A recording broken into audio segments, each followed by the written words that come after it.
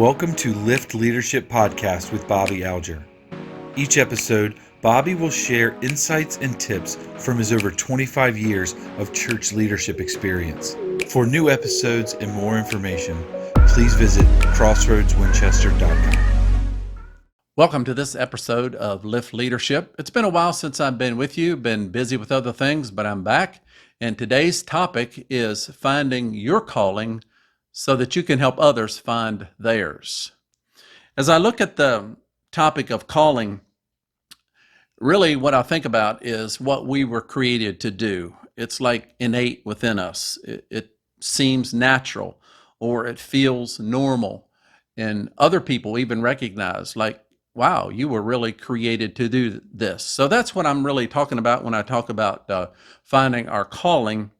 It's different. Maybe it's the same as gifting. Some people might look at calling as different from gifting, but I would say it's pretty much the same. I would say it's different from our passion.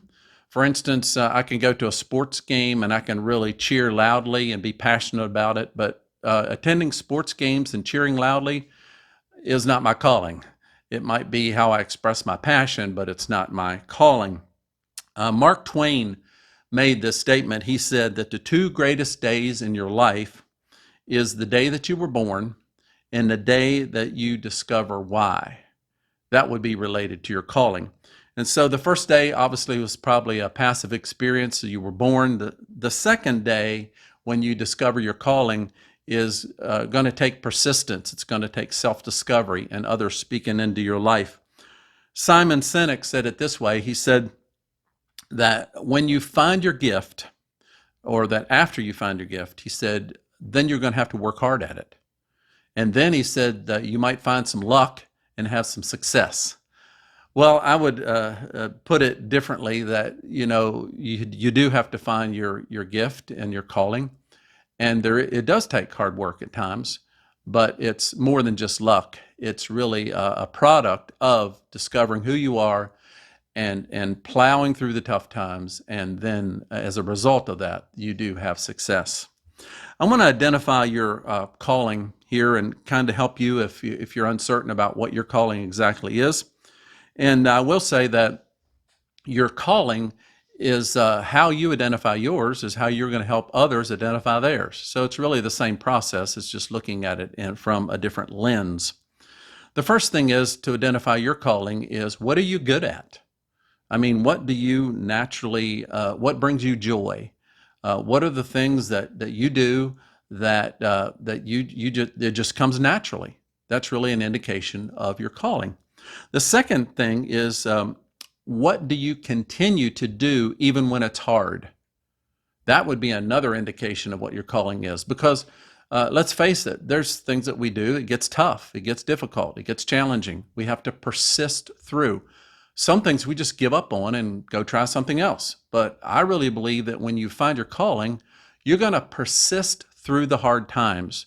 And so you kind of look at yourself and say, what do I just plow through, even though it's rough? That would be an indication of your calling. The third question I would say is, you need to observe, maybe even ask, what do others say that you're good at?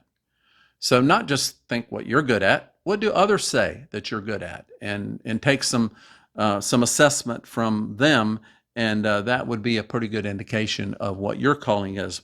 The fourth thing that I would say that your calling is something that you can receive mentoring from others.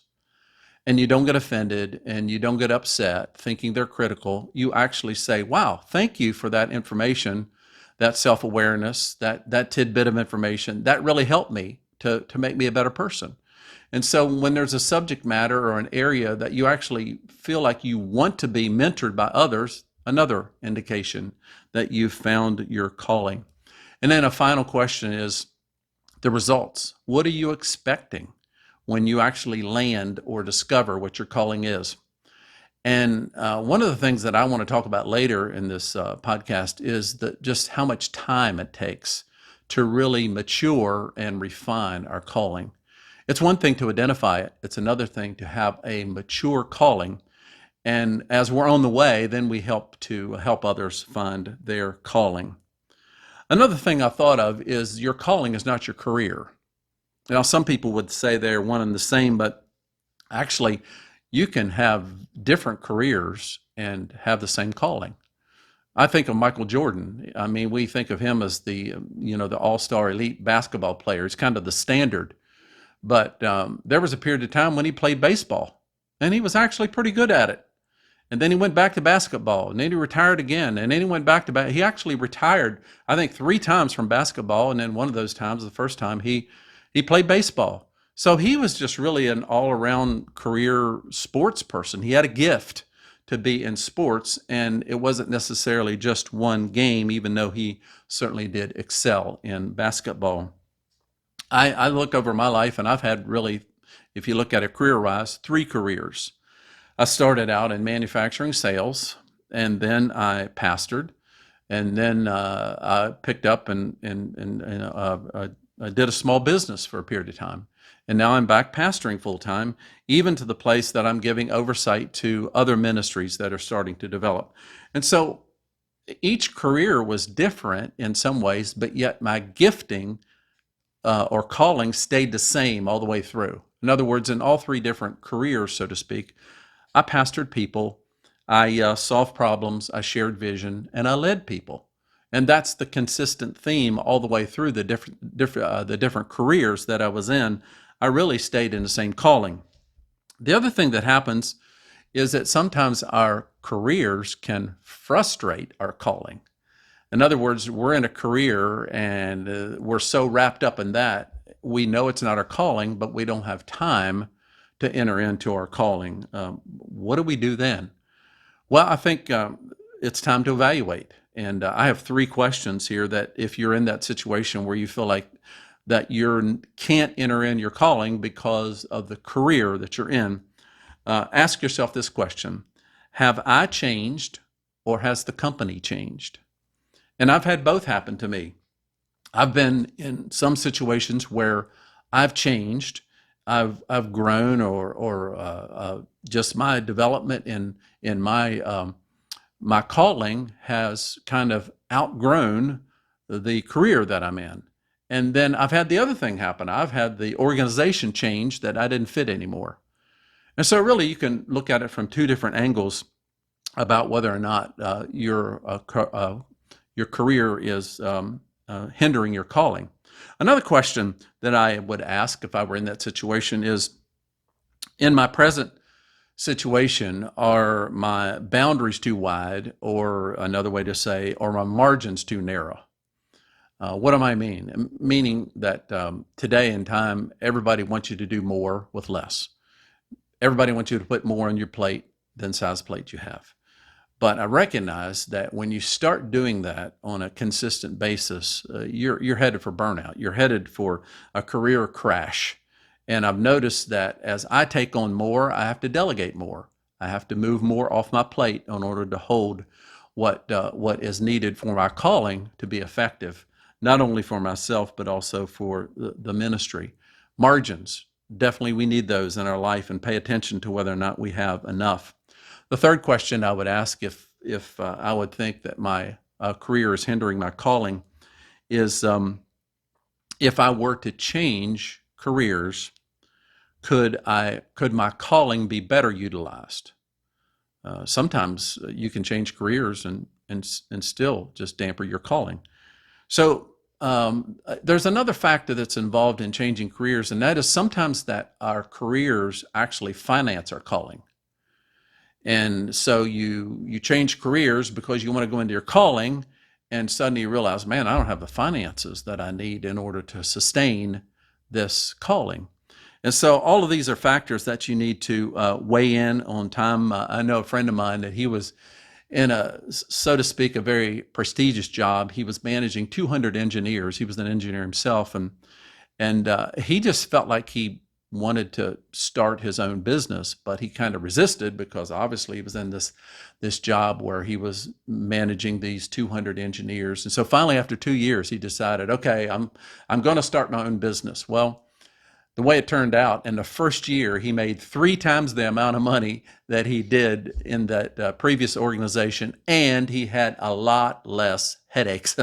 as you can imagine. He was managing himself. So if he got a headache, it was because of him, not anybody else. So that's what happens sometimes. We have to really, sometimes it takes a risk for us to say, I think my career is hindering my calling. I need to make a change. And certainly financial considerations are a part of that. After you discover your calling, then it's really time to move into maturity of that calling. What does that look like? Well, John Maxwell, that is well known in leadership, made this statement. He said, a leader's greatest return in life is to attract, develop, and multiply other leaders. Let me say this again. He said, a leader's greatest return in life is to attract, develop, and multiply other leaders.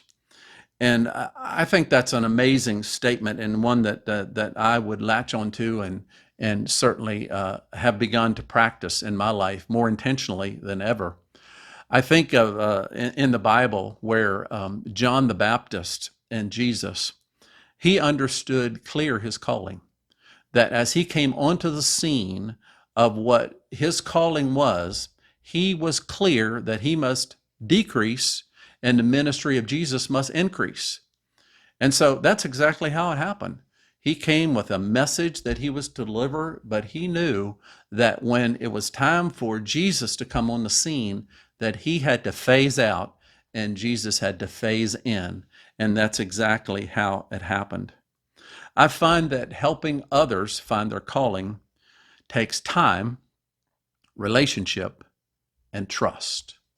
Time, relationship, and trust. And oftentimes they develop over time. You don't really know how this person is going to work out when you first hire them. In other words, you don't find those traits on a resume or even in an interview.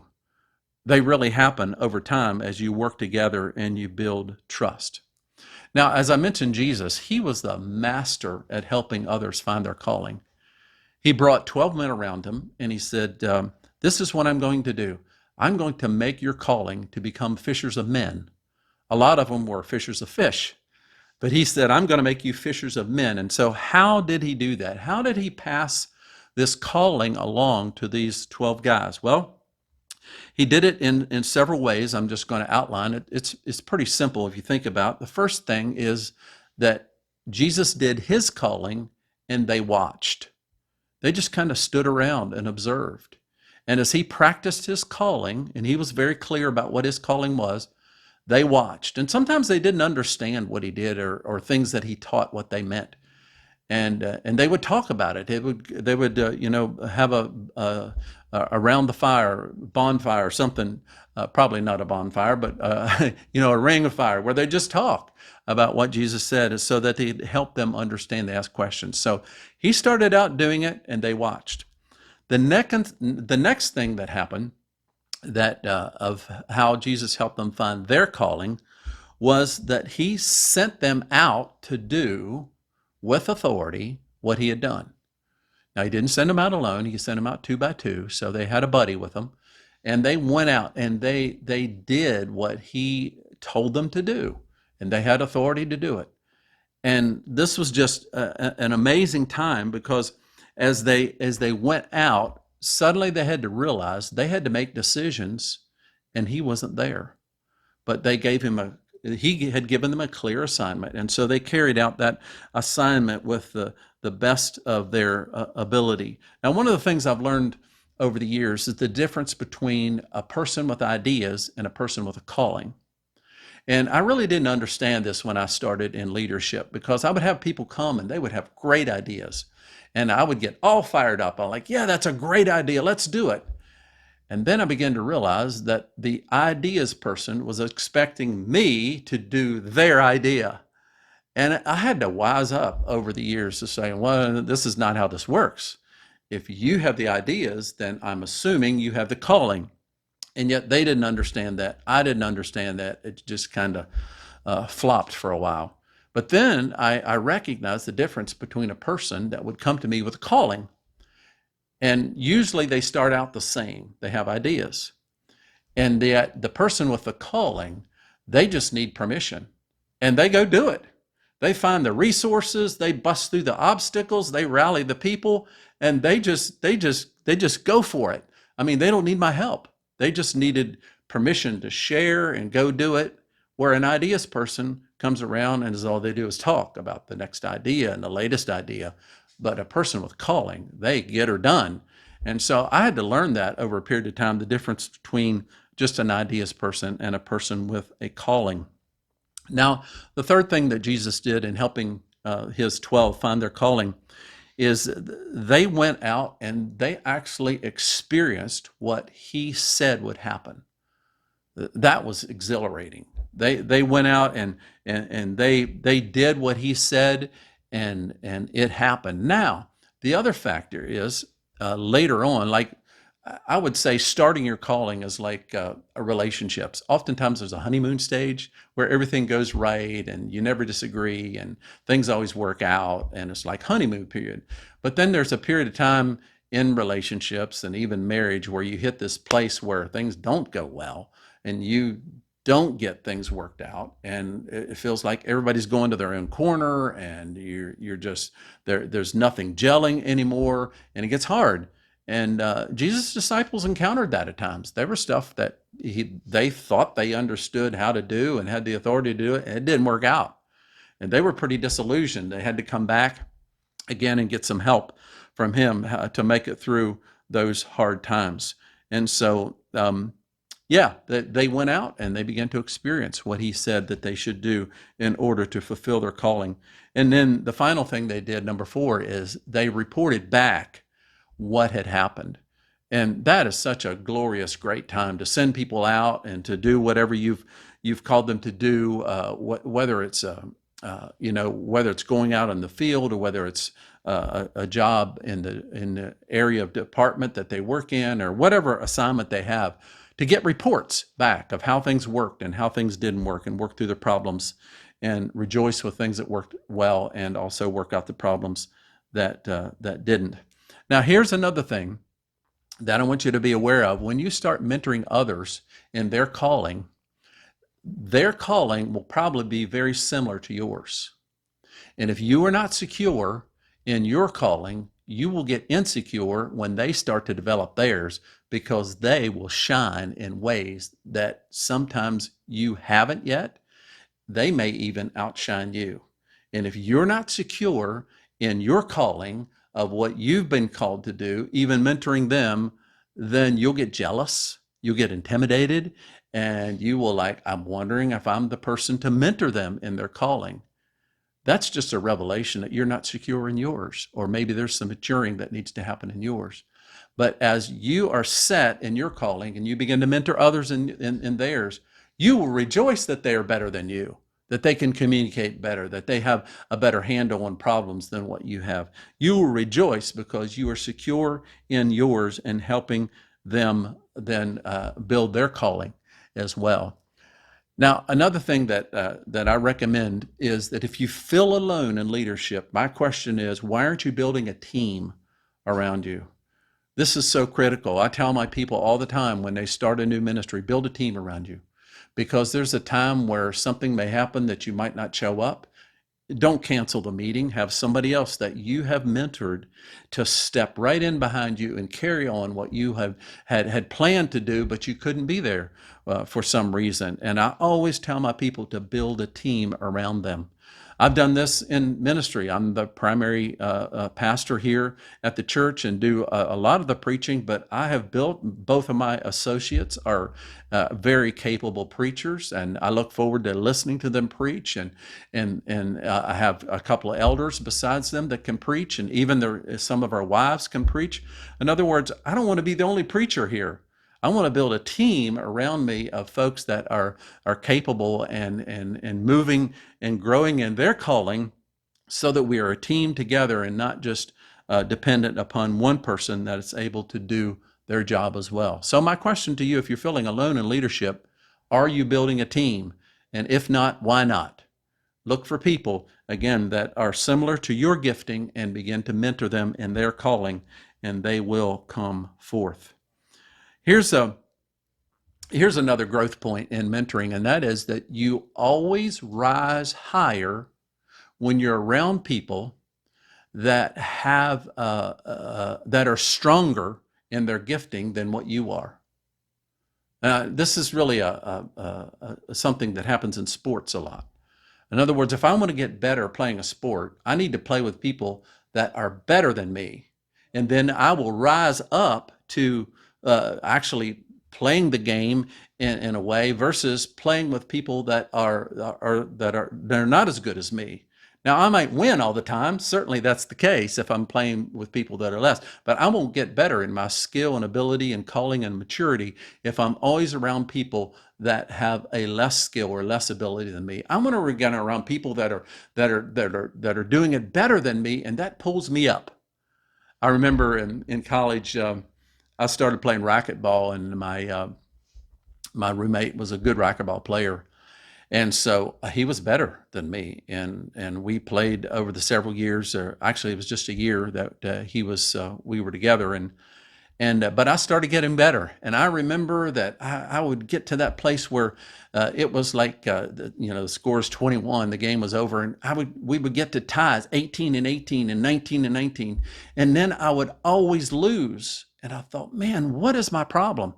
And here I realized that I was getting better with my skill, but then I had a mental block that every time we would get to that place of a tied score, that I just lose it. I just cave in.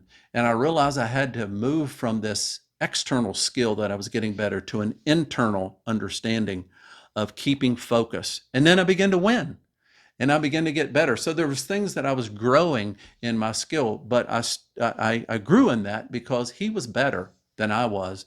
And as a result, lifted me up. And I think that's a good point for us in our calling, that reading books and going to seminars and being around people that are better in the skill that you are actually brings you forward and lifts you up and helps you mature in that way. Another area of maturing and calling is to realize that as you grow, you have to shift. And for me, what happened is I'm kind of a hands-on person. I like to be involved in the nitty-gritty. I like to plan things and have it planned well, and then carry it through. And early on in the beginning of the church, I was involved in everything. And now I'm at the level where I can't be involved in everything. And so that was a big shift for me in my calling, that I had to shift from always being hands-on in everything to actually move to a level where I'm planning ahead and I am identifying people that can do the hands-on, and then I show up to participate. And what I'm finding is the people find it meaningful that I show up and participate, not that I have planned everything. And that's been a big mental shift for me because I've been so hands-on for so long. And yet I recognize that's a maturing in my calling to be able to make sure that we have vision that we're moving into and forward, and it's communicated well, and other people actually do the particulars that I used to do and enjoy, but I can't do that anymore in order to be the primary vision carrier and to show up in some instance to encourage them and applaud them. So again, just an example of our calling has to mature, and there's different levels that have to be worked out as we grow. Now, as I mentioned earlier, as we find our calling, we also then help others find theirs. And so the same questions that we ask ourselves, we then ask others or make the same observations. Here's the first one, and that is helping others find their calling. What are they good at? Just like we ask us, what are we good at? We ask them, what are they good at? What do they love to talk about? What books do they love to read? Is there a particular topic that when we get around them that they bring up? What are they interested in that we are interested in? And so all of this is kind of observation, but it's questions that we might ask them and say, what are you good at? What do you find joy in? What do you like doing? What brings you life? The second question in helping others find their calling is, what do others say that they're good at? So again, this is not just a self-assessment. In fact, my calling that I'm in now really didn't come as a result of a self-assessment and choose to go that direction. There were significant people that volunteered comments to me that helped settle what my calling was. Now, it had to come internal eventually, but it really started more external. Like, for instance, I had people say, "You're really good with people." Someone else said, "Have you ever considered have you ever considered being a pastor?" Someone else said, "You can do anything you decide to do." Someone else said, "You really minister to my heart." And finally, someone said, "Keep doing what you're doing. You're on the right track." See, those were 5 different people that came at different points in my life, in my calling. Those comments were made by a parent, by a sibling, by a coworker, by an employer, by a pastor, and an overseer. All of those were different people, but they helped to solidify what my calling was and the direction that I was going in life. It propelled me forward.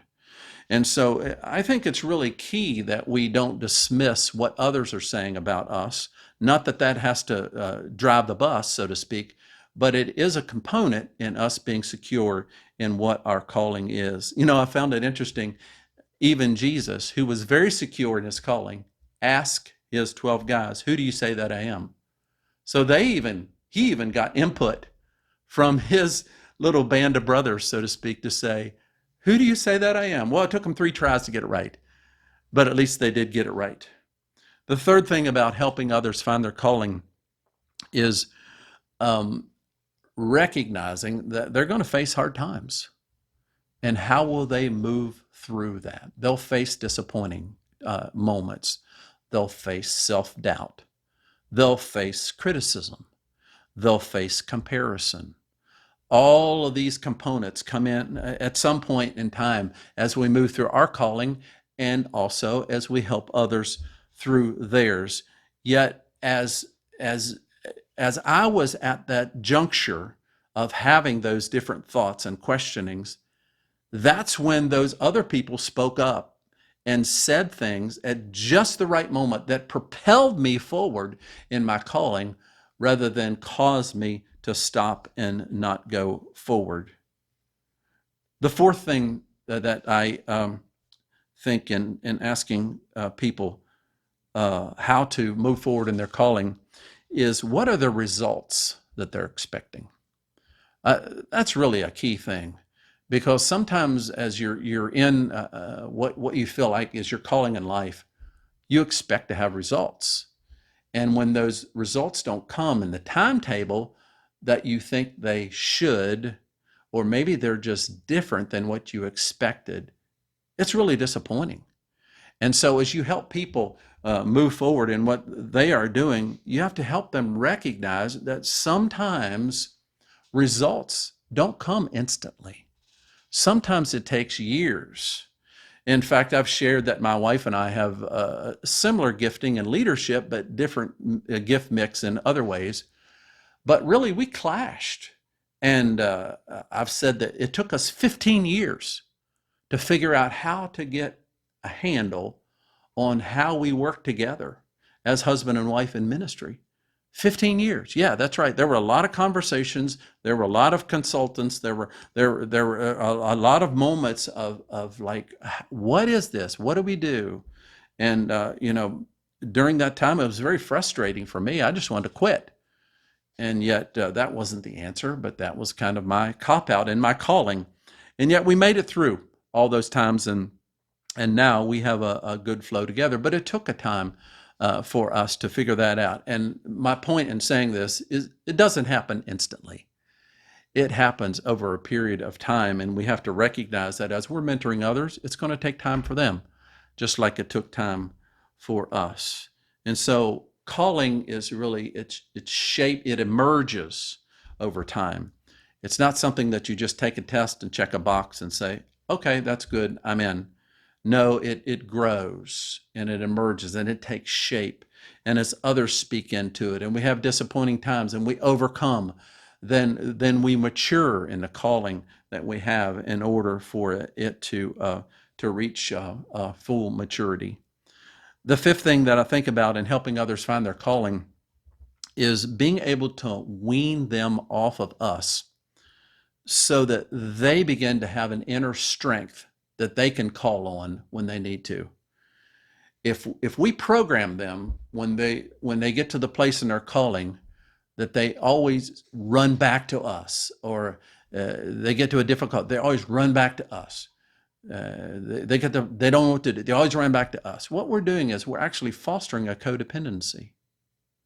And we need to recognize that as much as they might need us for a period of time, there's also a period of time when we need to let them go and begin to make decisions, begin to call on that inner strength within themselves. And as a result, you're actually maturing them in the process of them finding their calling. For example, one of the things that I do is, as I'm mentoring people, and if they come with a problem, instead of being the answer man, which you start out in mentoring somebody and calling, you oftentimes do that. I stop and ask them, well, what would you do? What do you think we should do in this situation? And what you find out is that when you, instead of being the answer person, to ask the question to what do they think, you then begin to discover how well your mentoring has really taken in them. Because oftentimes what I find is the answer that they give back to me when I ask them is exactly what I would have told them to do. Yet it's a lot more rewarding for them to hear that it's already within them rather than being dependent upon me to give them the answer. So there's a kind of a weaning process of this calling that we need to recognize. Otherwise, we set up a codependent relationship, and that's not healthy for anyone. So the key component in this is when you release them in their calling. One of the things I try to do is not focus upon whether they're getting it right or getting it wrong, but to focus on the fact that they actually tried.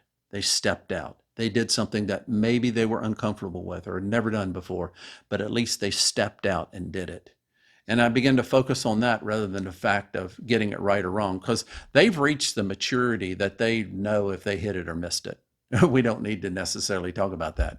But we can talk about the fact of, wow, you really stepped it up here. Wow, you really did this. You really took a chance, and good for you. Kudos for you. You'll be able to improve it next time. But way to go. That's the level of maturing that we need to, and cheering that we need to do at times and bring them forward. So help them basically in a process of self-diagnosis so that they can move forward and mature in their calling. So sum it all up here. Fulfilling your calling and helping others find their calling includes you settling what your calling is. If you're unsure, they will be insecure. If you're unsure, they will be insecure. The second thing in helping others find their calling is that their calling, as you help develop theirs, it's going to be very similar to yours. And so you have to realize that the similarities that will begin to sometimes cause you to be jealous or compare or think, wow, they're going to be better than me. No, that's really what it should be when you're mature and settled in your own calling. And then the third thing is that the questions and the process that you ask them is that you help them begin to self-assess, so that they're not always dependent upon you. And so the questions that you ask them, again, are what are they good at? What do others affirm them in? Can they make it through challenging times with you or without you? Is their expectations realistic of their calling and the timetable of their calling? And then finally, do they have a self-awareness to diagnose things when you're not around? That would be helping them to mature in their calling. So helping others find their calling, it takes time, it takes relationship, and it takes trust. Callings may not, callings oftentimes take years to mature. Not necessarily years to identify, but years to mature. Relationships must be mutual. If If the person or persons you're mentoring are always draining you out, that's not a productive mentoring and helping others find their calling. If your relationship is mutual in a sense of you're benefiting as much as they are, that's a healthy mentoring in their calling and helping them find their calling. And finally, helping others find their calling means that we're building trust with one another. And trust, again, as I mentioned, takes a relationship and time. It's not something that happens overnight. It's something that happens over years. I leave you with this challenge, and that is, are you secure in your calling? Can you say a wholeheartedly yes, or no, or I'm not sure? And then, are you investing in someone else, in their calling, to help bring them along? Both are rewarding for ourselves to understand ours and to also bring someone else into theirs. That is rewarding equally as well. So I implore you to identify and find your calling and then take a step further, and that is to help others find their calling as well. I look forward to more topics to come. Thank you for tuning in to this episode as we lift up your leadership. We'll see you next time.